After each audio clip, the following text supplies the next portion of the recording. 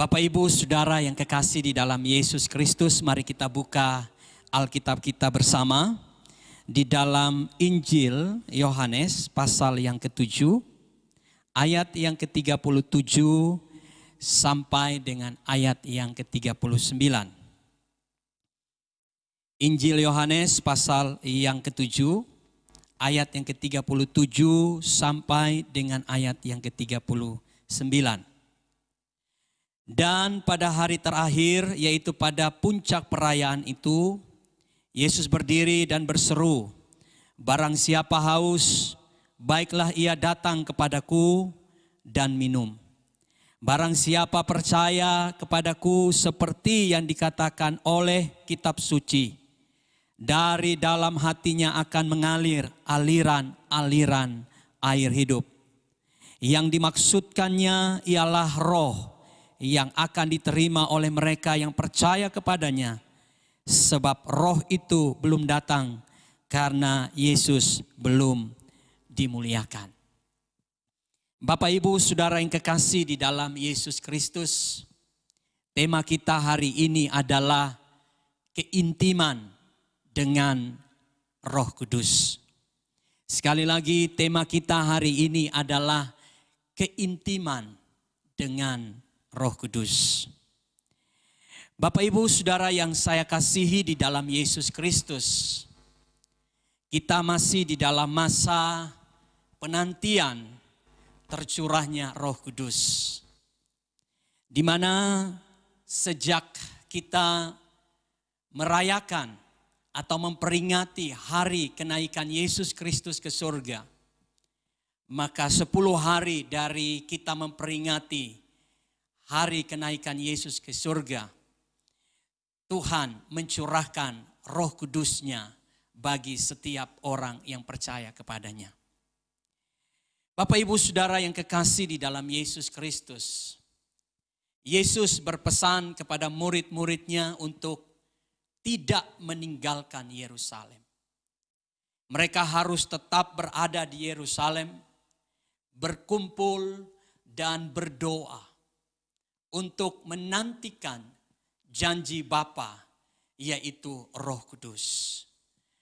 Dan apa yang diberikan kepada murid-murid adalah sebuah atau janji yang telah Yesus janjikan kepada murid-muridnya. Dan itu pasti akan digenapi. Dan Bapak Ibu Saudara yang kekasih di dalam Yesus Kristus, pada 10 hari kemudian, kita membaca di dalam Kisah Para Rasul pasal yang kedua, Roh Kudus dicurahkan kepada murid-muridnya. Dan Roh Kudus memenuhi kehidupan murid-muridnya. Dan dari situlah murid-murid kemudian pergi meninggalkan Yerusalem. Dengan kuasa Roh Kudus mereka memberitakan Injil ke segala penjuru dunia. Bapak Ibu Saudara yang kekasih di dalam Yesus Kristus, bagi kita yang percaya kepada Yesus hari ini, kita tahu bahwa Roh Kudus sudah ada di dalam kita. Dia tinggal di dalam kita. Dia ada di dalam kita. Tetapi pertanyaan kita hari ini, Bapak Ibu Saudara, bagaimana kita mengalami keintiman dengan Roh Kudus? Atau bagaimana kita dekat dengan Roh Kudus? Bagaimana Roh Kudus itu semakin nyata di dalam kehidupan kita? Dan yang kedua, apa yang terjadi dalam kehidupan seseorang yang mengalami keintiman dengan Roh Kudus? Bapak Ibu Saudara yang kekasih di dalam Yesus Kristus, mengapa hal ini begitu penting? Mengapa keintiman dengan Roh Kudus begitu penting? Mengapa kedekatan dengan Roh Kudus begitu penting? Karena ketika kita melihat apa yang pernah Yesus katakan kepada murid-muridnya, ketika dia masih berada bersama dengan murid-muridnya, dia berkata kepada murid-muridnya bahwa aku tidak akan meninggalkan engkau sebagai yatim piatu. Aku akan mengutus seorang penolong lain, yaitu Roh Kudus. Mengapa murid-muridnya membutuhkan penolong lain? Bapak Ibu Saudara yang kekasih, ternyata Yesus mengetahui bahwa murid-murid tanpa Roh Kudus, kehidupan mereka begitu rapuh. Demikian juga kita anak-anak Tuhan. Ketika kita menjadi orang-orang yang mengambil komitmen untuk menjadi orang percaya, kehidupan kita begitu rapuh, saudaraku yang kekasih. Kita tidak mampu untuk menjalani kehidupan ini tanpa Roh Kudus. Ketika kita berhadapan dengan persoalan, ketika kita berhadapan dengan tantangan, ketika kita berhadapan dengan penderitaan yang datang silih berganti dalam kehidupan kita. Jika Roh Kudus tidak tinggal di dalam kehidupan kita, maka persoalan, tantangan, penderitaan yang kita hadapi, saya pastikan bahwa itu pasti mengalahkan kehidupan kita.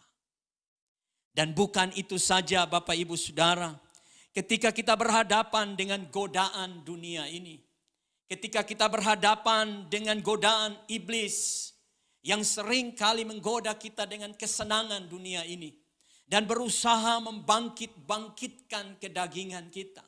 Yang berusaha untuk membuat kita kembali kepada kehidupan kita yang lama. Maka saudara, saya melihat ada begitu banyak orang Kristen yang pada akhirnya saudara kembali kepada kehidupan yang lama. Banyak orang Kristen yang jatuh bangun di dalam kehidupan rohaninya. Hari ini dia bertobat, besok dia kumat lagi. Lusa dia bertobat, tula dia kumat lagi. Makanya saudara, ada satu istilah yang disebut dengan kekristenan tomat. Habis tobat, kumat lagi. Dan saudara, ini realita Bapak Ibu Saudara. Banyak anak Tuhan yang tidak mampu untuk menang dengan kehidupan lamanya. Ketika dia terjebak di dalam pornografi, ketika dia terjebak di dalam kehidupan karakter yang lama, kita tahu bahwa sulit sekali untuk bisa dapat menang terhadap karakter yang lama itu, kehidupan yang lama itu, kalau ia mengandalkan dirinya sendiri. Bapak Ibu Saudara yang kekasih, kita tidak mampu mengalahkan kedagingan kita. Kita tidak mampu untuk mengalahkan karakter lama kita. Kalau kita berjuang dengan kekuatan kita sendiri.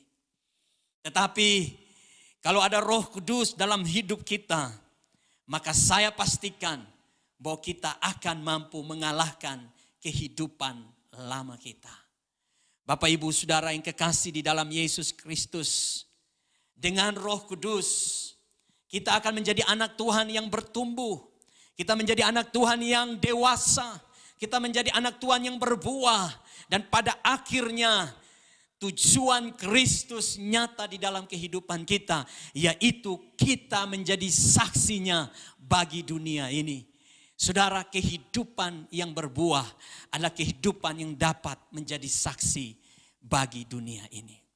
Saudaraku yang kekasih di dalam Yesus Kristus, itu sebabnya Yesus berkata bahwa aku akan mengutus penolong yang lain, yaitu Roh Kudus. Itu berarti bahwa Roh Kudus akan membuat kita mampu untuk melalui setiap tantangan, setiap penderitaan, setiap persoalan yang datang dalam kehidupan kita. Dengan Roh Kudus kita mampu untuk menghadapi setiap strategi iblis. Dengan Roh Kudus kita mampu untuk menang terhadap kedagingan kita. Dengan Roh Kudus kita akan dapat bertumbuh dalam kehidupan rohani kita. Bapak Ibu Saudara yang kekasih di dalam Yesus Kristus. Hari ini saya ingin kita belajar firman Tuhan. Bagaimana kita dapat mengalami keintiman dengan Roh Kudus. Ada orang yang sudah bertahun-tahun di dalam kehidupan kekristenannya. Tetapi dia tidak pernah mengalami keintiman dengan Roh Kudus. Bahkan dia tidak mengenal Roh Kudus. Dia tahu Roh Kudus, tetapi dia tidak mengenal Roh Kudus. Bahkan dia tidak mengalami hubungan dengan Roh Kudus. Nah, saudaraku yang kekasih, firman Tuhan berkata di dalam ayat yang ke-38. Barang siapa percaya kepadaku, seperti yang dikatakan oleh kitab suci, dari dalam hatinya akan mengalir aliran-aliran air hidup. Yang dimaksudkannya ialah roh yang akan diterima oleh mereka yang percaya kepadanya. Bapak, Ibu, Saudara yang kekasih, bagaimana kita dapat mengalami keintiman dengan Roh Kudus? Yesus berkata, ketika seseorang ingin mengalami keintiman dengan Roh Kudus, dia harus percaya kepada Yesus. Saudara, memang ini kelihatan simpel. Percaya kepada Yesus, kita mengalami keintiman dengan Roh Kudus. Saudara, banyak orang percaya pada Yesus. Bahkan ada orang yang bernama Yesus. Saya berasal dari Nusa Tenggara Timur. Dan di daerah saya mayoritas Kristen. Dari dalam kandungan sudah Kristen. Sampai menikah punya anak Kristen. Tetapi saudaraku yang kekasih, saya mendapati bahwa sekalipun mereka Kristen, tetapi mereka belum sungguh-sungguh percaya kepada Yesus. Saudara, percaya kepada Yesus adalah sesuatu yang abstrak. Sebuah kata kalimat yang bisa saja setiap orang bisa ucapkan. Tetapi hari ini saya ingin agar kata percaya kepada Yesus merupakan sebuah realita, sebuah bukti. Dan itu dapat terlihat dari kehidupan setiap orang yang mengatakan bahwa dia percaya kepada Yesus. Saudaraku yang kekasih, jika seorang percaya kepada Yesus, maka Roma pasal yang ke-10, ayat yang ke-9 sampai ayat yang ke-11, ini adalah bukti dari seseorang yang percaya kepada Yesus. Firman Tuhan berkata, sebab jika kamu mengaku dengan mulutmu bahwa Yesus adalah Tuhan dan percaya dalam hatimu bahwa Allah telah membangkitkan dia dari antara orang mati, maka kamu akan diselamatkan. Karena dengan hati orang percaya dan dibenarkan, dan dengan mulut mengaku dan diselamatkan. Karena kitab suci berkata, barang siapa yang percaya kepadanya tidak akan dipermalukan.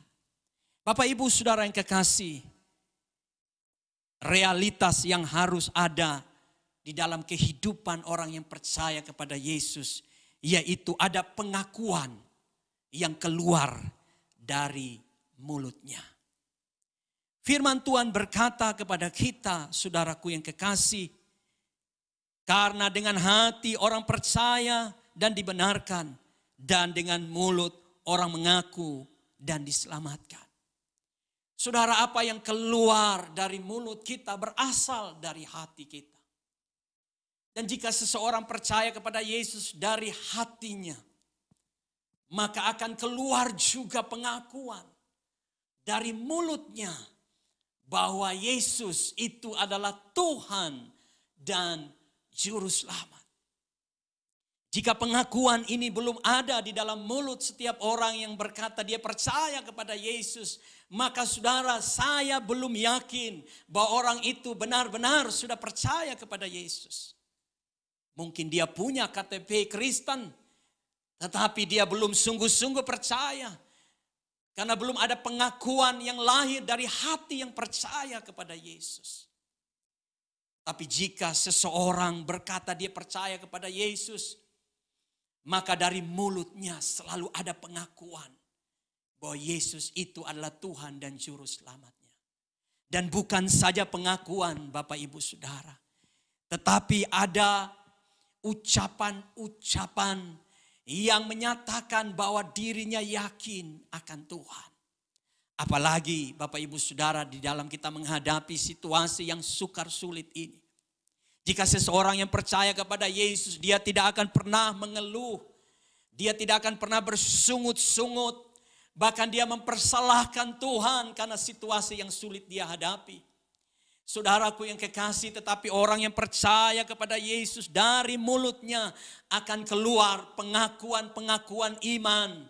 Dia percaya bahwa situasi yang sulit Tuhan izinkan. Bukan karena untuk menyakiti dia, tetapi Tuhan sedang menguji imannya.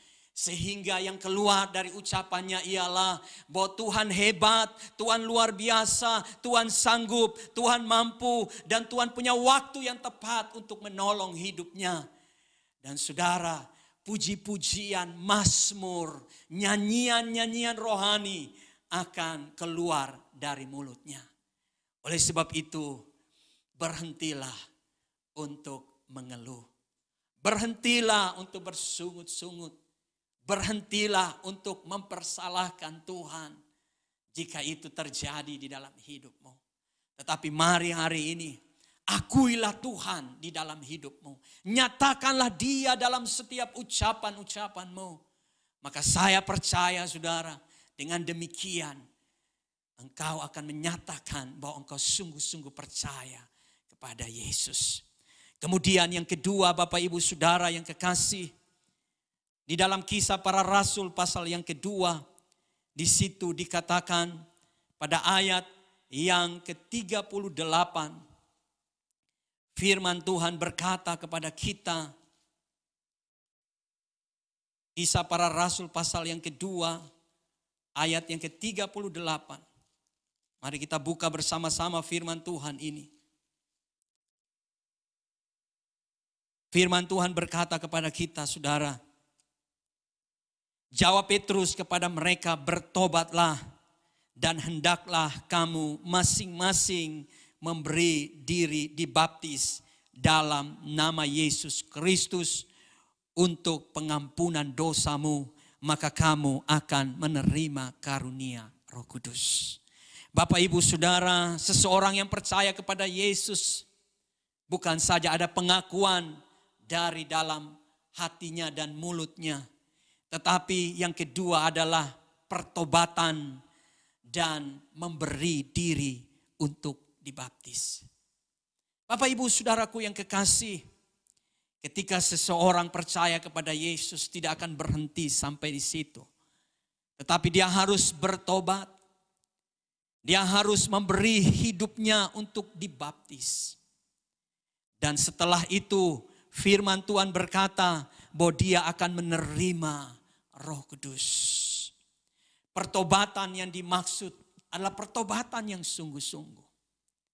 Pertobatan yang dimaksud adalah kita meninggalkan hidup lama kita.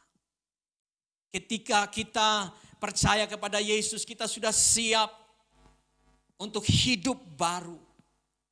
Dosa bukan menjadi kesenangan kita lagi, tetapi kesenangan kita adalah untuk menyenangkan Tuhan, yaitu melakukan kebenaran.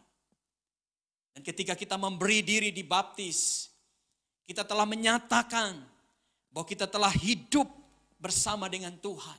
Kita mati dengan Tuhan dan kita hidup dengan Tuhan. Pada akhirnya kita menjadi milik Tuhan untuk selama-lamanya. Bapak Ibu Saudara yang kekasih, setelah kita memberi diri dibaptis, yang ketiga, kita hidup di dalam kebenaran. Bapak Ibu Saudara yang kekasih, ini penting. Ketika kita mau mengalami keintiman dengan Tuhan, tidak ada jalan lain selain kita melekat kepada firman Tuhan. Sebab firman Tuhan berkata bahwa roh yang Kristus Yesus utus buat kita adalah roh kebenaran. Dia datang untuk mengajarkan kita kebenaran. Dia datang untuk menjadikan pribadi kita mengerti kebenaran. Sehingga setiap kita yang mau intim dengan Roh Kudus, maka kita harus hidup di dalam kebenaran. Kebenaran yang dimaksud itu adalah firman Tuhan. Apa yang Yesus katakan, apa yang Yesus ajarkan, itulah yang Roh Kudus ingatkan bagi kita. Ketika saudara baca firman, ketika saudara membenamkan diri dalam perenungan firman Tuhan, Roh Kudus akan menyingkapkan rahasia-rahasia firman. Saudara, saya punya banyak pengalaman Kalau saya mau cerita satu persatu, maka terlalu panjang Bapak Ibu Saudara. Ketika saya mengambil waktu untuk membaca firman Tuhan, mungkin sekilas saya hanya melihat kata-kata biasa. Dan saya tidak menemukan artinya. Tetapi ketika saya membaca dan meminta Roh Kudus menjelaskan firman kepada saya, maka saudara, firman itu hidup. Firman itu hidup.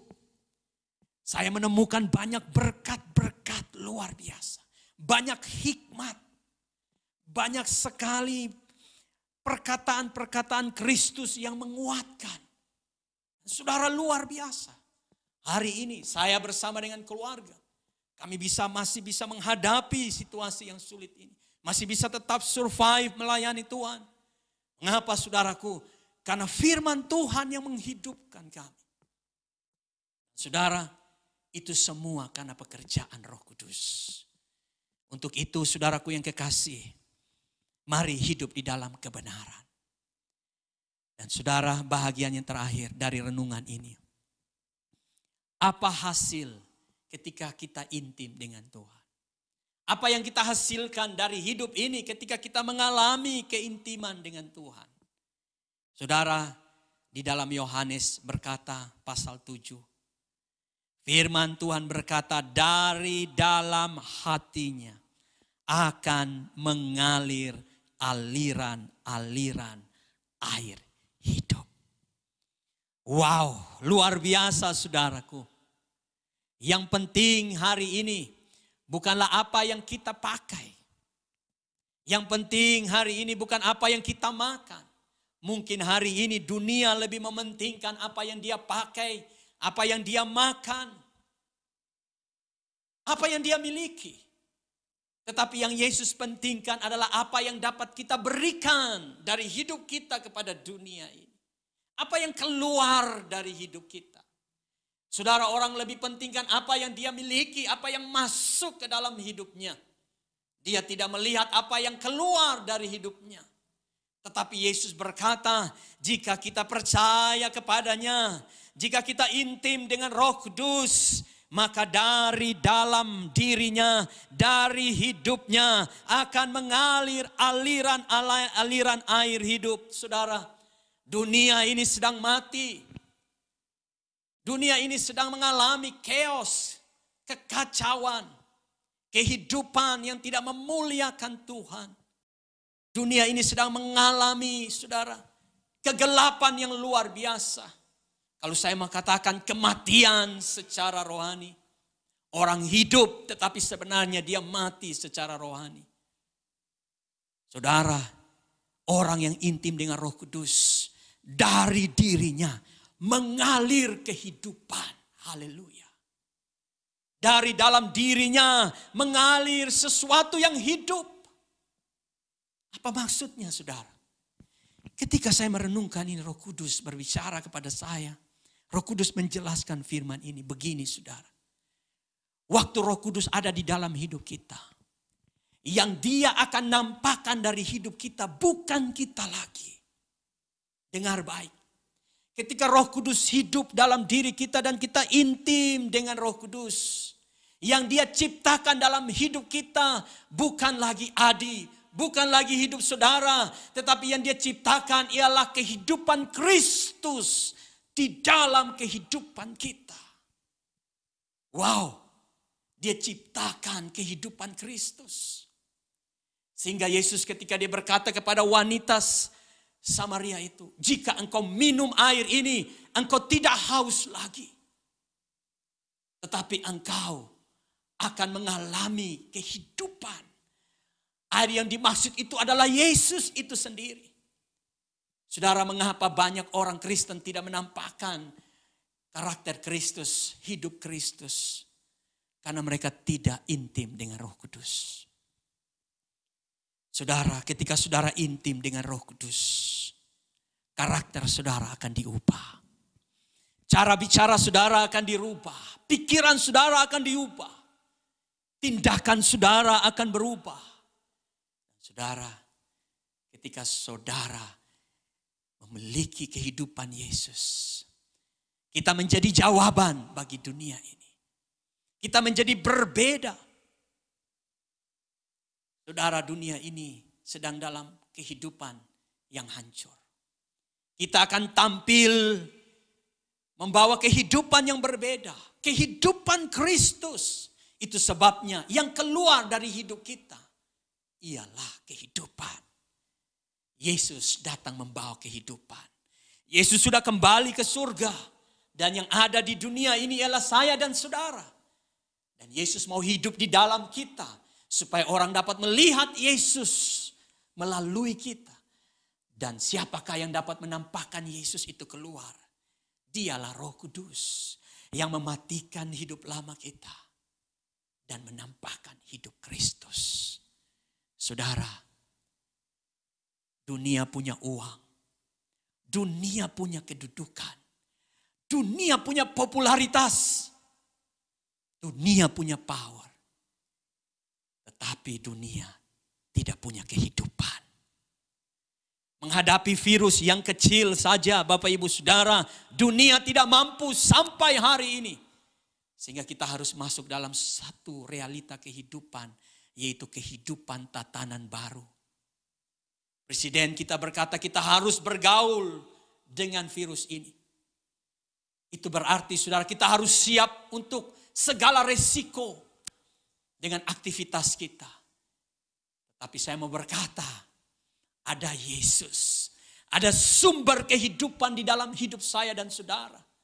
Dan ketika kita menjalani hidup ini, jangan takut saudara. Jangan takut. Sebab Yesus adalah Tuhan. Dia pencipta. Dia punya kuasa. Lebih dari kuasa dunia ini. Yang mampu untuk memberikan kehidupan kepada kita. Dan juga kehidupan kepada dunia ini. Oleh sebab itu Bapak Ibu Saudara yang kekasih.